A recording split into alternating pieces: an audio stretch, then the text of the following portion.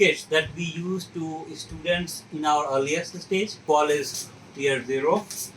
And again, our whole learning methodology divides our curriculum into two parts.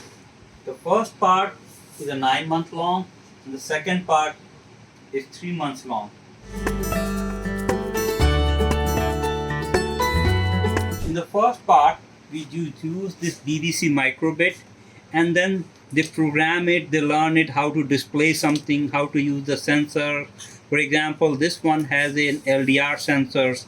They learn how to display something, inputs, output, etc., etc. And then we also have, for example, a motor that they can hook to display and turn the thing. But why do we do all those things? What is the purpose of this learning?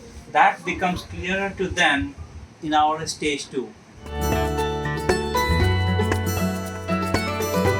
Which is our differentiating factor?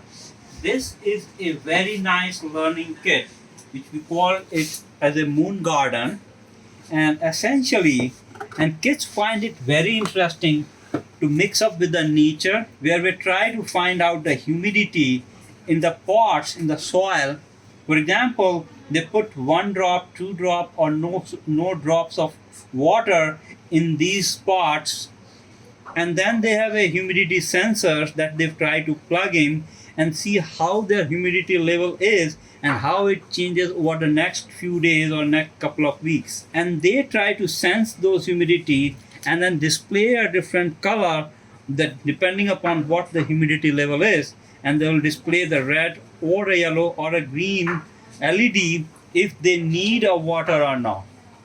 So kids are finding it's very interesting, a purpose of learning, and that's how the Moonpreneur makes a differentiating factor, learning with a purpose, with connecting with the nature.